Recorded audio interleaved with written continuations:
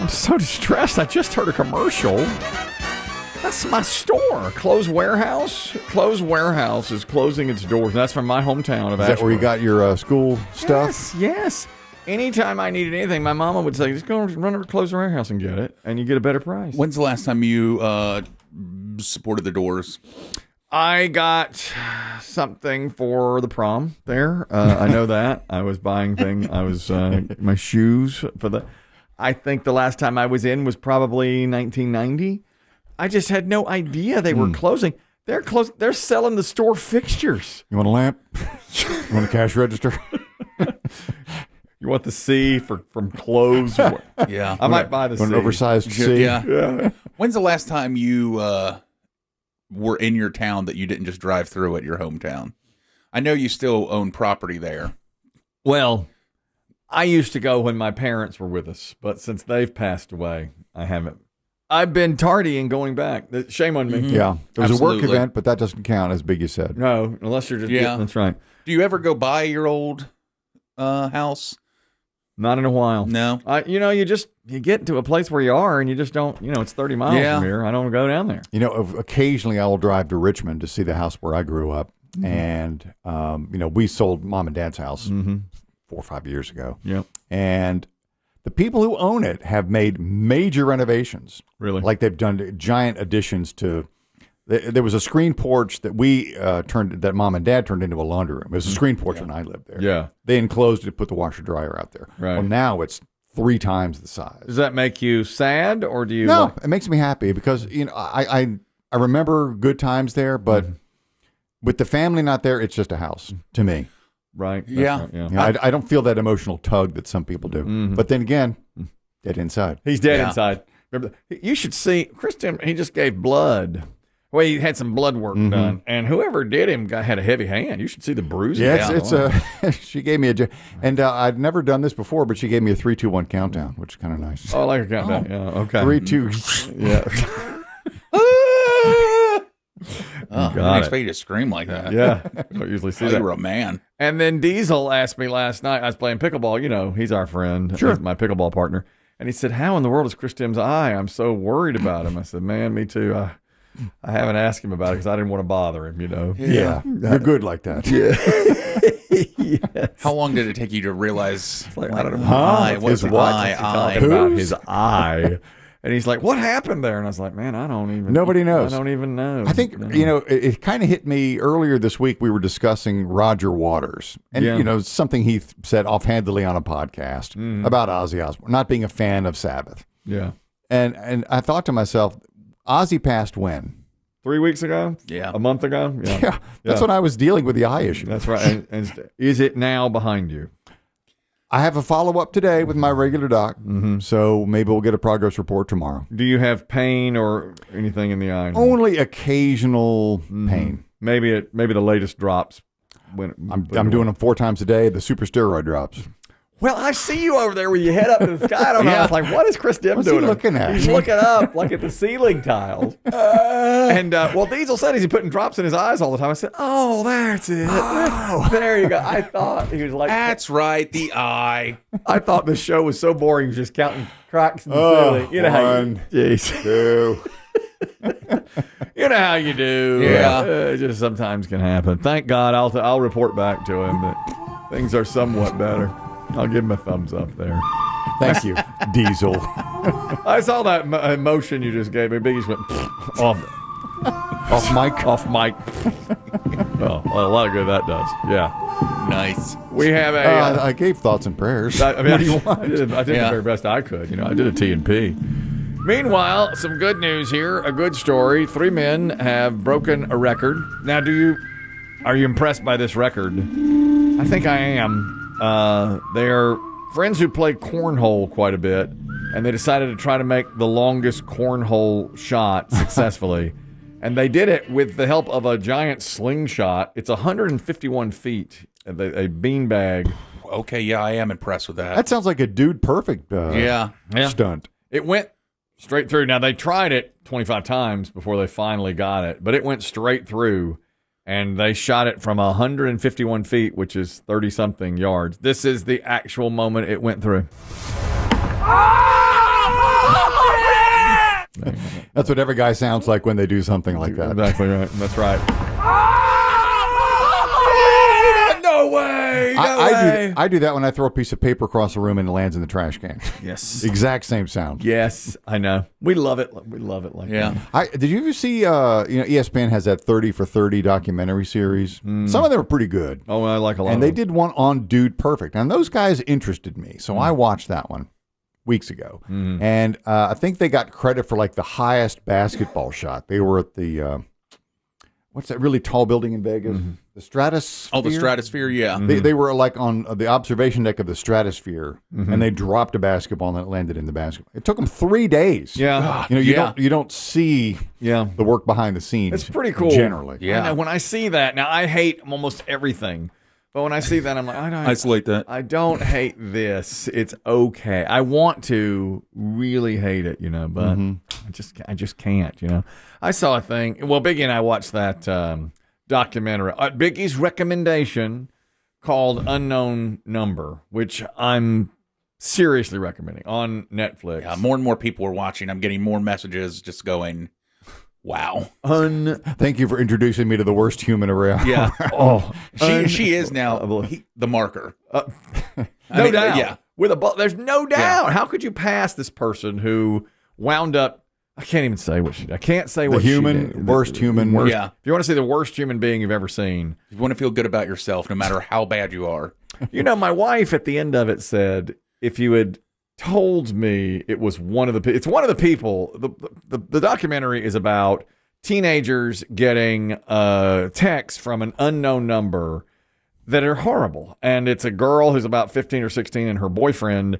And it's all these horrible things like he hates you, kill yourself, you are ugly, what you're wearing today is awful. I mean, great detail. So it's somebody close to them. And terrible sexual stuff. Oh, God. Like, he's going to put his fingers in my blank. Oh, yeah. Unbelievable stuff. I mean, awful. The word, awful. I'm going to do this on his, big this and that. This kind of stuff that is with your willing on a titillation Tuesday. Yeah, titillation Tuesday. If it's with your wife or your girlfriend, you're aroused. 100%. All the things you wish were said about you as an adult. Exactly. That never are. She was saying about this 17-year-old, 16-year-old. So my wife said, if you had told me it's one of these people, I would have guessed it. Because this person's got the crazy eyes. Oh. Now, your wife has scientific training. Yeah. I said, why do you think? Because she didn't guess it. But she said, if you had told me it's one of this group of people, I would. Like in a police lineup? Yes. As she said, I would have guessed it because. Go with the crazy eyes. It's the crazy eyes. See, that's interesting to me because I would not have guessed it. Who would have ever thought that the person behind it was? It is the most unbelievable thing. But what you were just saying about men and women. In one of at the ending, the guy in the 17-year-old says because they were thinking it was all these different girls that could be sending the texts, and they were saying the reporter was saying, well, there's a lot of girl drama, and he said, oh yeah, girls are always like that. Guys, all we care about is scoring baskets. We don't care about anything. And my wife's like, she paused it. She's like, that's true. Guys only care about sports or Call of Duty, cornhole, or Call of Duty, or Biggie's SWAT commander. Yeah. We don't. No. It's easier for guys because we just want to beat you. We want to have. We want to have a bigger pecker. That's all we wanted him to do. That's all there is to it. I'm sorry, I'm going there. I'm off Diet Coke. You went bigger pecker, folks. Smaller belly, bigger pecker. Okay, that's all we're looking for. Did he just say he did? He's going there. It's the ginger beer. We want our teams to win. We want a smaller gut. We want a bigger pecker. That's all we care. That's all. What do guys want? 3 things: our teams to win, a smaller gut, and a bigger pecker.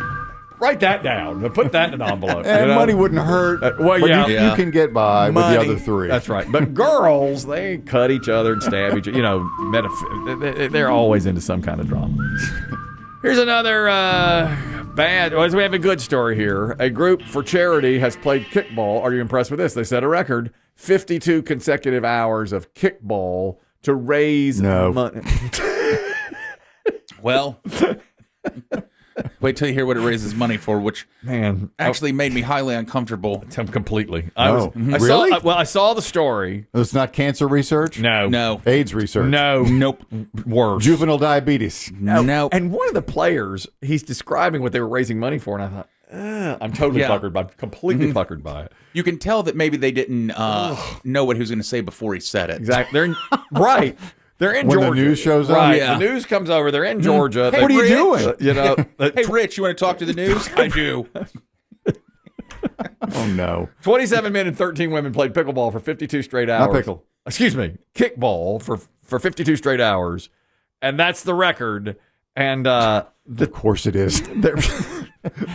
they're interviewing two people. The first person keeps it, perfect. It's like, oh yeah, it's fun, this and that. The second person really goes in. The nighttime, the energy kind of dips a little bit, but then as soon as the sun comes up, we start waking back up again. Yeah, that's right. Tough times when you really start to get tired or hurt a little bit, you think about the cause and the facts that we're fighting for those who are vulnerable and experiencing the horror of sex trafficking abuse.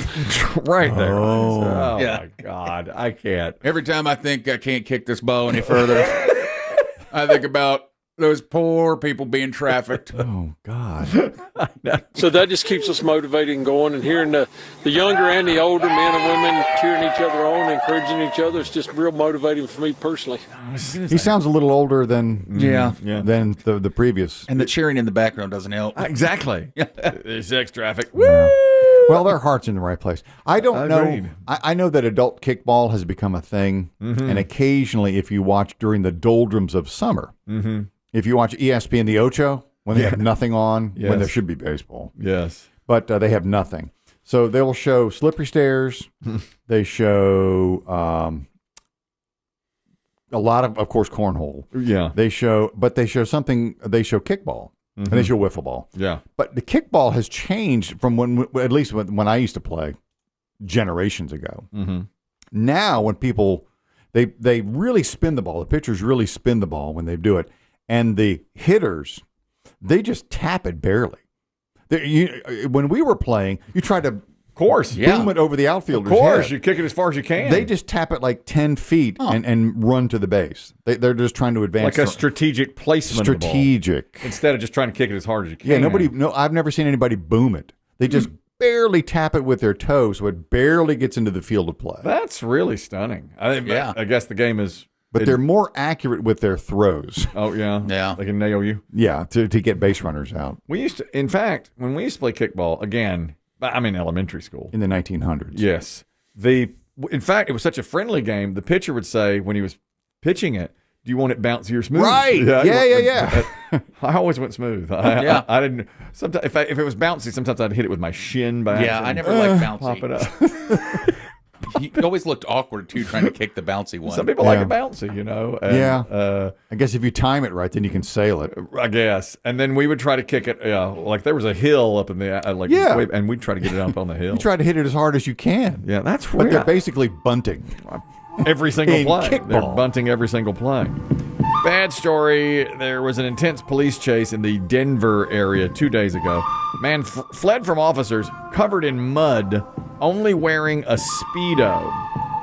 He was caught. They did get him, and they got him on body cam of what happened. I'm not even positive why they were arresting him, but the ending, the body cam, was a very interesting twist. He's running. I'm gonna tease you. White male covered in mud and underwear. Nah, man, you had a chance. You had a choice. I was scared, bro. I'm scared. I'm running. I'm scared, bro. Zoinks. Was it underpants or a Speedo? It was a Speedo. That's in Idaho Springs, Colorado. Alec Bogus was found in a mud bath in an Indian hot spring. Being told he was being taken to jail for outstanding warrants, he got up and fled. Oh, so he was just mud bathing. He was mud bathing. That's why he was covered.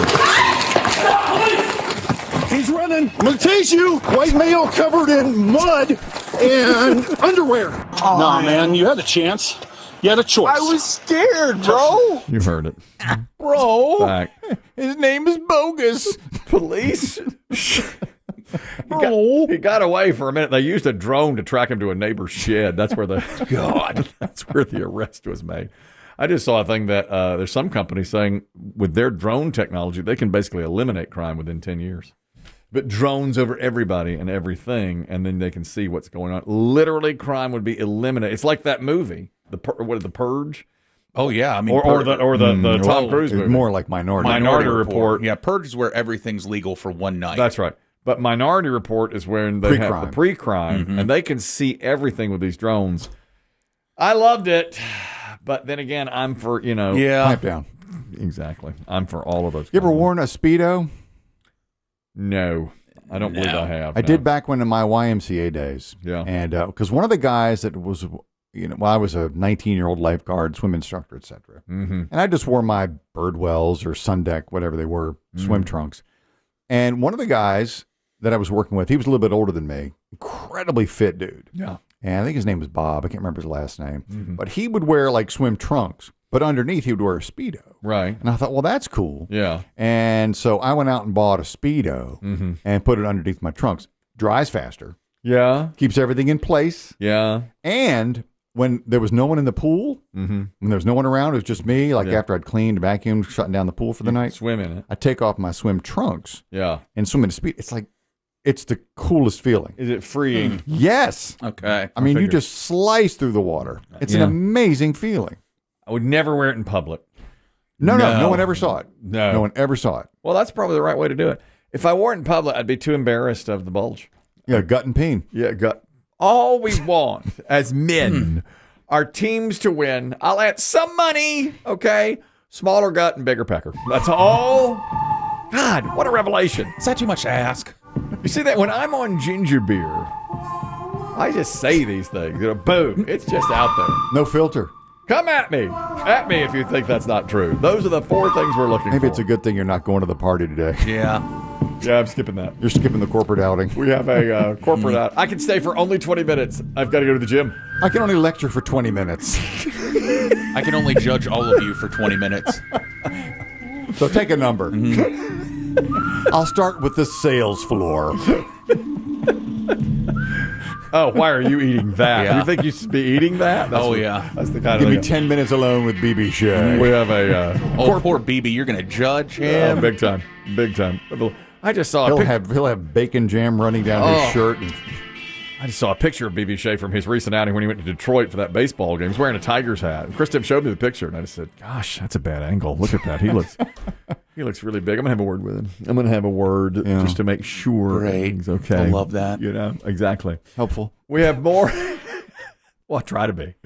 We have more body cam footage here as well. For the first time, it's been released. You probably remember this. I believe it was July.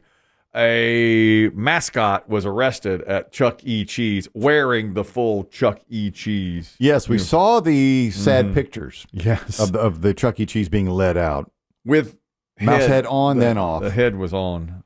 I saw a football mascot this weekend accidentally get his head knocked off. Oregon Duck. Was it the Duck? Yeah, and he had to That's the race worst. out of Yeah. Race back into the tunnel. Yeah, because he's terrifying. And the poor duck head was just like he'd been decapitated, spinning around.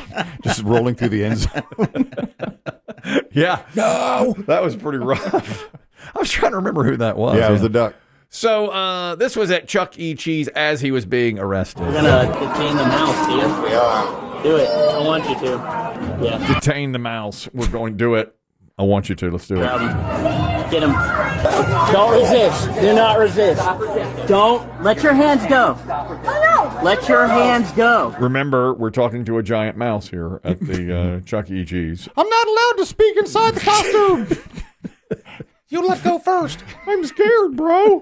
Let that man walk out the door, y'all wrong. He's a criminal. What would you like to know? I would like y'all to walk him out the door with some contracts and all these shirts and somebody like drug you. Would y'all put Mickey Mouse in handcuffs? Would y'all put Mickey Mouse in handcuffs? That's what the manager was saying. And the answer is probably yes if it was known to be a criminal. Right there on Main Street, USA? I think they would. Would they? Well, I watch Law and Order, okay?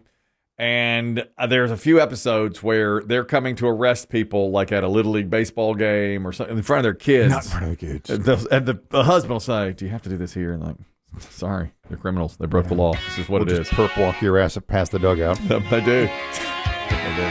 That's Law and Order, but I feel like Well, you heard what happened right Well, you there. know, in Biggie's world, when he's SWAT commander, he just shoots him dead. There's no walking. That's right. No arresting. Yeah. Nope. You'd have just shot the manager. She was getting out of control. That's your game. Sometimes I'll accidentally shoot a citizen, and my commander will come on and be like, "I said no citizens. You're gonna have us all over the papers."